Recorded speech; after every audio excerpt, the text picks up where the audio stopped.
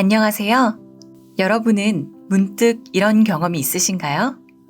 한때 정말 가깝게 지냈던 누군가와 갑자기 멀어진 경험 말입니다. 매일 연락하고 많은 것을 나누던 친구나 가족인데 어느 순간부터 조금씩 소원해지다가 결국에는 서로 소식조차 모르게 된 그런 상황 말이죠. 시간이 한참 지나 돌아보면 정확히 언제부터 멀어지기 시작했는지 알 수 없을 때가 많습니다. 작은 오해들이 쌓이고 바쁜 일상 속에서 연락이 소홀해지다 보니 어느새 서먹해진 것을 발견하게 되죠. 우리와 하나님과의 관계도 그랬습니다. 처음 하나님을 알게 됐을 때 우리는 그분과 정말 가까웠죠. 때로는 가장 친한 친구처럼, 때로는 가장 사랑하는 가족처럼 서로의 마음을 잘 이해하고 나눌 수 있었습니다. 우리의 생각은 맑고 순수했고 마음은 사랑으로 가득했으며 하나님과 대화하는 시간은 하루 중 가장 행복한 순간이었죠. 그때의 우리는 하나님의 지혜를 구하는 게 가장 자연스러운 일이었고 그분의 뜻을 따르는 것이 가장 기쁜 일이었습니다. 그런데 무언가가 변했습니다. 우리는 점점 더 자신만의 길을 가고 싶어 했고 하나님의 방식보다는 우리의 방식을 선택하기 시작했습니다. 마치 사춘기 청소년이 부모의 충고를 무시하고 자신만의 길을 고집하듯이 우리도 하나님의 지혜보다 우리의 판단을 더 신뢰하기 시작했습니다.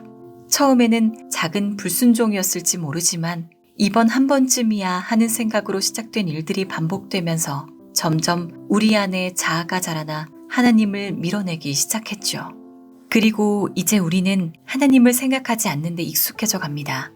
더 많이 배우고 더 열심히 노력하고 더 강한 의지력을 발휘하면 삶이 나아질 거라고 생각하죠. 이 생각은 점점 우리 삶에 더 깊이 파고들고 있습니다. 그래서 이제는 우리 스스로의 힘으로는 이 생각을 바꿀 수 없는 지경에 이르렀습니다. 마치 깊은 수렁에 빠진 사람이 아무리 버둥대도 자신의 힘으로는 빠져나올 수 없는 것처럼 우리는 계속해서 우리 자신의 방식만 고집하게 됐죠. 더 슬픈 건 많은 사람들이 이런 상황을 당연하게 받아들인다는 것입니다. 그래, 인생이란 원래 그런 거야. 모두가 이기적이고 각자 도생하는 세상이잖아. 이런 분위기 속에서 우리는 점점 무감각해져서 우리의 영혼이 얼마나 갈급한지도 잊어버렸습니다. 마치 오랫동안 어둠 속에 있다 보면 어둠이 정상이라고 착각하게 되는 것처럼 말이죠. 하지만 하나님은 포기하지 않으셨습니다. 그분은 우리가 얼마나 멀리 떠나왔는지 알고 계셨고 우리 스스로는 돌아갈 수 없다는 것도 아셨죠.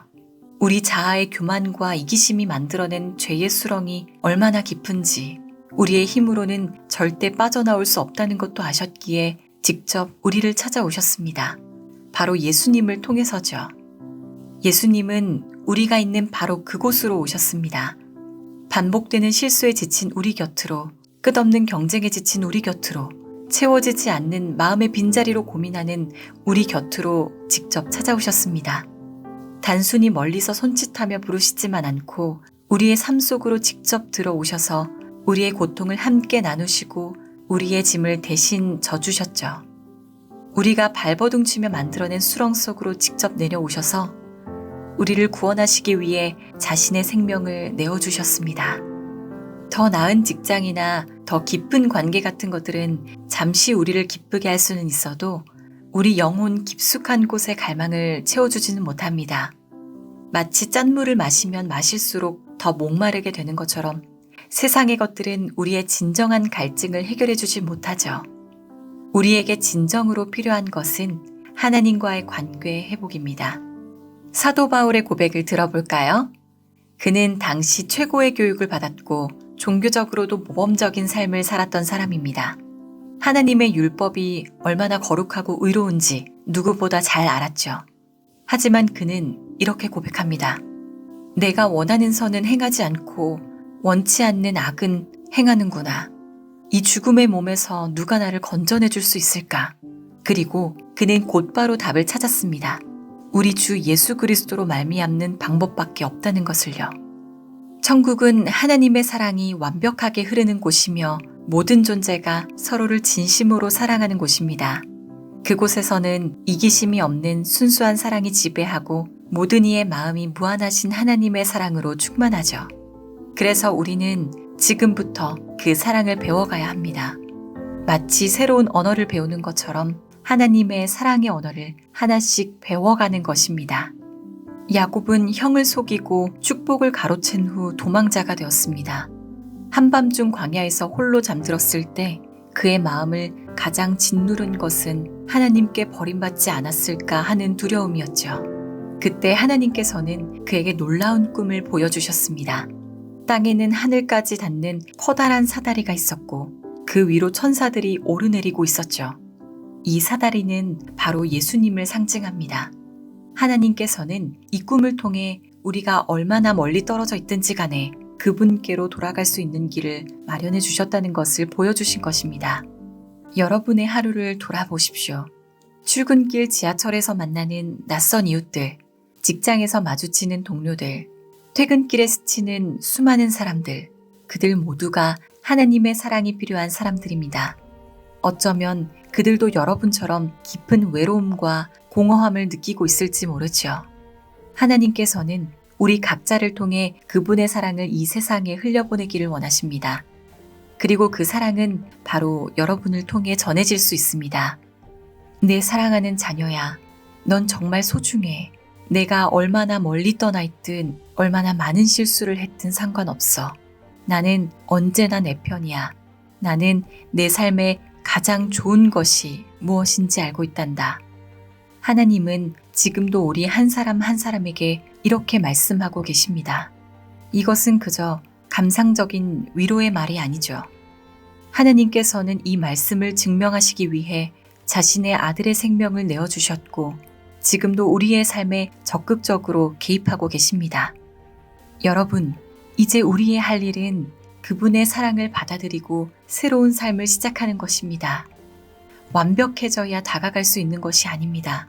지금 이대로의 모습으로 시작하면 됩니다. 아침에 눈을 떴을 때 하나님, 오늘 하루도 함께 해주세요 라고 짧게 인사하는 것부터 시작할 수 있죠. 버스에서 누군가를 위해 자리를 양보할 때, 직장 동료의 이야기를 진심으로 들어줄 때, 가족에게 따뜻한 말 한마디를 건넬 때, 이런 작은 순간들 속에서 우리는 하나님의 사랑을 배우고 실천하게 됩니다. 하늘에서는 지금도 놀라운 일들이 일어나고 있습니다. 천사들이 우리를 돕기 위해 기다리고 있고 성령님께서는 우리의 마음을 새롭게 하시려 일하십니다. 하나님 아버지께서는 우리가 그분의 자녀답게 살 수 있도록 모든 필요를 채워주고 계시죠. 그분은 우리가 실수할 때마다 혼내시려고 기다리시는 게 아니라 우리의 작은 순종에도 기뻐하시며 더 큰 은혜를 부어주시는 사랑의 아버지십니다. 하나님과의 관계가 회복될 때 우리의 삶은 완전히 새로워집니다. 불안과 걱정이 평안으로 바뀌고 시기와 질투가 기쁨으로 변하며 원망과 미움이 용서와 화해로 바뀝니다. 우리를 힘들게 하던 과거의 상처들이 치유되기 시작하고 그 상처는 누군가의 상처를 치유하는 도구가 되죠. 우리의 작은 순종 하나하나를 통해 하나님의 사랑은 이 세상 가운데 흘러넘치게 될 것입니다. 우리가 통로가 되어 다른 이들도 하나님의 사랑을 경험하게 될 것입니다. 여러분, 이 사랑의 삶은 결코 멀리 있지 않습니다. 지금 이 순간 여러분이 계신 그곳에서 시작할 수 있습니다. 하나님은 이미 여러분을 향해 손을 내밀고 계십니다. 그분의 손을 잡으세요. 그러면 여러분은 이제까지 경험하지 못했던 진정한 사랑과 평안, 그리고 기쁨을 발견하게 될 것입니다. 더 이상 혼자가 아닙니다. 더 이상 자신의 힘으로만 살아가지 않아도 됩니다. 하나님께서 여러분과 함께 하시며 그분의 완전한 사랑이 여러분의 삶을 새롭게 빚어가실 것입니다. 이것이 바로 우리를 향한 하나님의 약속이며 그분은 반드시 이 약속을 지키실 것입니다.